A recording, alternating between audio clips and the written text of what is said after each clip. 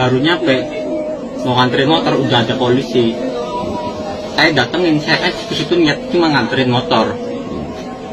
Malah saya ikut ditangkap juga tanpa sifat apapun, nggak ada penjelasan apapun, langsung dibawa. Sampai di Polresta, saya langsung dipukulin, suruh mengakui apa yang bukan saya lakukan. Hola netizen yang tercinta, Saka Tatal salah satu pelaku Vina Cirebon yang sudah bebas akhirnya muncul di hadapan publik. Dia muncul di salah satu sambungan wawancara televisi swasta. Saka Tatal muncul di sambungan wawancara itu setelah divonis 8 tahun penjara. Namun dia mendapatkan remisi sehingga hukumannya menjadi 4 tahun kurang saja. Saka Tatal pun dinyatakan menghirup udara bebas pada April 2020 lalu. Dalam wawancara itu Saka Tatal didampingi kuasa hukumnya. Ia mengaku menjadi korban salah tangkap. Saka Tatal pun mengklaim dirinya dipaksa polisi mengakui kejahatan yang menurutnya tidak dilakukan olehnya. Kata dia, awalnya polisi bertanya apakah dia mengenali 3 DPO Vina. Saka Tatal mengaku tidak tahu. Dia pun menjelaskan kronologi bagaimana dia bisa ditangkap pihak kepolisian. Pada sesi wawancara itu, dia mengaku saat malam kejadian Vina dan Eki, dia sedang berada di rumah dan tidak tahu apa yang sedang terjadi. Nah, gimana nih menurut netizen yang terhormat? Silahkan berkomentar ya. Kasus Vina Cirebon mulai menemukan titik terang. Guys, terus terang bibirku keluh ya, adanya yang ketahan gitu. Jadi setelah Pak Hotman ini ketemu sama keluarga dari almarhumah Vina, Hotman menemukan banyak banget kejanggalan, termasuk pernyataan pertama dari kepolisian Cirebon, lalu pernyataan dari pengacara 5 terdakwa. Belum lagi kedatangan 2 orang misterius yang datang ke keluarga Vina dan memaksakan untuk tidak melanjutkan proses pembuatan film Vina sebelum 7 hari. Kasus ini seolah membuka tabir buruknya penanganan kasus-kasus kejahatan oleh oknum kepolisian Indonesia. Gak mau pukul rata, tapi mohon maaf, makin parah trust isu saya ke bapak-bapak aparat.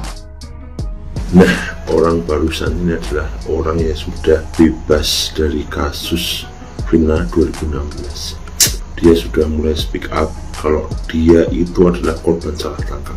Berarti kemungkinan yang 7 orang hukuman seumur hidup itu juga korban salah tangkap. Kenapa bisa mereka mengakui kesalahan orang lain? Ya karena mereka diginikan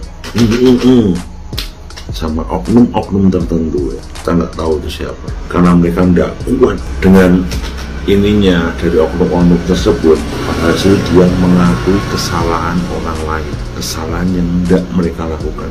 Jadi apa ini pertanyaannya? Pertanyaannya adalah bisa jadi 11 orang tersangka itu masih berkeliaran.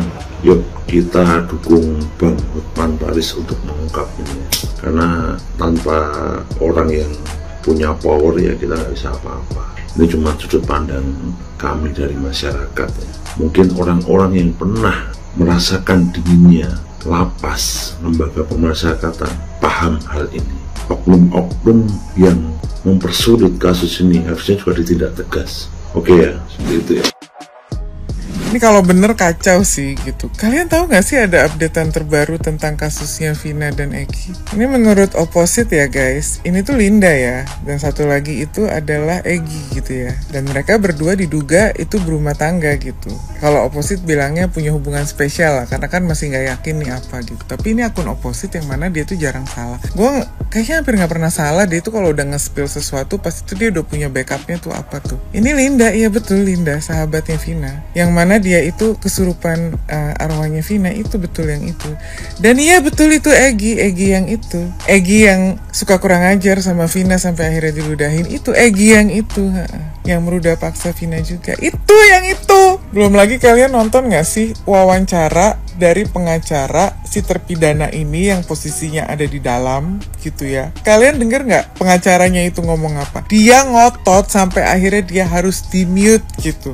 sama salah satu media. Karena dia ngomong gak berhenti-berhenti, dia ngotot, dia bilang katanya itu adalah kecelakaan tunggal, ada rekayasa hukum di sini, dan seterusnya gitu guys. Gue kalau jadi dia gitu kan, dia pengacara harusnya dia ngerti hukum ya guys. Di saat dia ngomong begitu, berarti kan sama aja dia mendiskreditkan kepolisian dan departemen kehakiman gitu loh. Hah? Pengadilan itu diskreditkan loh sama dia. Berarti salah gitu. Yang satu salah nangkep, yang satu salah menjatuhkan putusan kan gitu. Belum lagi ada perwakilan dari Polda Jabar diwawancara juga sama media. Ditanya, Bapak kenapa kok tidak dikenakan pasal ruda paksa gitu loh? Kan ada buktinya. Kenapa gitu? Jawabnya tau nggak apa? Oh iya, karena pelaku tidak mengakui hal tersebut. Udah gitu parahnya ya, salah satu pelaku yang ada di dalam itu sempat ngepost story atau apapun itu yang bilang kalau slow, nggak akan kenapa-napa kok gue.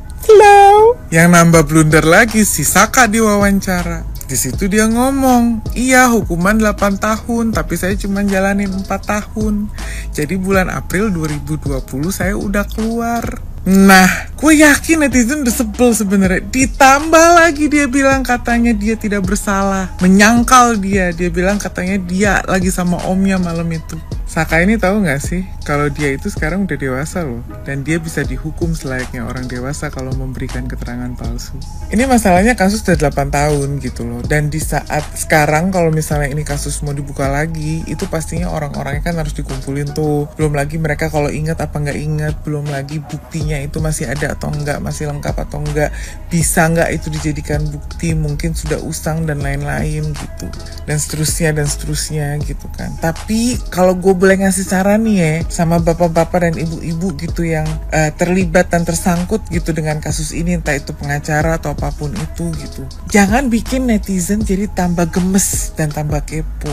Ini masalahnya si Indonesia Raya nih, netizennya yang pada pinter-pinter semua nih. Ini udah setiap setengah jam, hampir sejam sekali ada aja itu yang di-spill tuh. Foto inilah, itulah, apalah segala macem. Mendingan udah apa adanya aja. Jangan mendinai, jangan bilang itu tidak pernah terjadi, karena itu terjadi, buktinya ada. Kalau mendinai bilang itu tidak pernah terjadi, kalau mendinai kalau dia tidak pernah ada di tempat itu, gitu ya, itu tidak mungkin dia masuk selama bertahun-tahun. Karena kalau kepolisian dan pengadilan itu salah memutuskan atau salah tangkap, mereka harus bayar ganti rugi. Demikian begitu. Update terbaru tentang kasus Vina ini, gue speechless lagi asli ya. Akunnya Opposite, dan akun Opposite ini kalau udah posting nggak akan pernah salah gitu, pasti udah ada backup-nya dan lain-lain. Linda, Egy, cenah mereka berumah tangga. Aduh, gue nggak ngerti lagi nih. Ini dari akun Opposite ya. Tuh, ternyata Egy dan Linda mereka sudah berumah tangga. Ini kalau bener udah gue nggak ngerti lagi. Nggak, sumpah dari awal kalau gue bikin video tentang Vina tuh memang yang gue pertanyakan tuh si Lindanya nih, nggak tahu kenapa gue kuncinya nih kayak di Linda nih. Tapi ya itu, kalau udah akun Opposite ini yang posting, aduh gue ada aja ya tiap hari ya update-nya nih. Ini sih kaget banget sih gue kalau ini emang bener ya. Nih tuh. Sesuai dengan apa yang disampaikan arwahnya Vina itu benar. Total pelaku ada 12 orang. Jadi yang 8 itu malah saya sebutkan semuanya, capek ya. Terus 4 ini teman-teman. 1 ya, Prima Raisona. Ini adalah pelaku utama atas kasus Vina. 2 Dani. 3 Andi. Dan yang keempat ini adalah Egy Rian Prayoga. Ya. Jadi Egy ini orang yang dijadikan kambing hitam ya. Jadi kalau yang pertama tadi Prima Raisona itu Egy juga. Hakim bilang terencana dan terkonsep, polisi bilang tidak terencana. Lu lihat ini ya. Jadi ceritanya tuh si ST, pelaku yang paling muda yang udah keluar saat ini, dia tidak terima dituduh bersalah. Dia punya alibi, tapi dibantah sama si hakim ketua yang namanya Etik nama orangnya.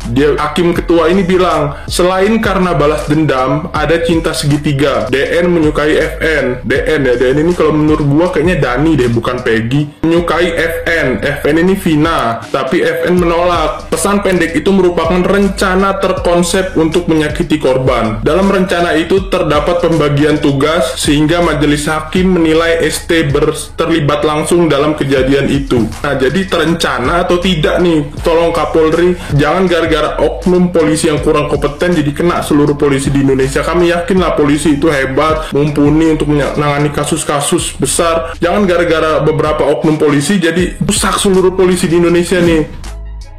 Hotman memberi himbauan untuk Bapak Kapolri dan Kapolda Jawa Barat agar segera mengusut kembali kasus Vina dan segera menangkap para pelaku yang kabur selama ini. Untuk Bapak Kapolri dan Kapolda Jawa Barat agar segera mengusut kembali kasusnya Vina ini dan diduga ada oknum aparat yang kuat di Jawa Barat ini yang menutupi para pelaku-pelaku yang kabur itu. Ayo para netizen, dukung dan bantu Bang Hotman untuk segera menguak misteri di balik kasus Vina ini. Masa 8 tahun 3 pelaku yang kabur itu nggak tertangkap, padahal sudah ada 8 tersangka yang sudah diamankan. Yo toh Pak Polisi, masa nggak bisa menginterogasi dan menanyai para pelaku-pelaku yang tertangkap tersebut? Yo jabang bayi nek ra ono aparat yang menutupi itu yo. Egi kowe iki bakale kecekel delok maneh gi rasa guyang yuwe 8 tahun iki tapi bakal delok maneh kowe mlebu kunjara.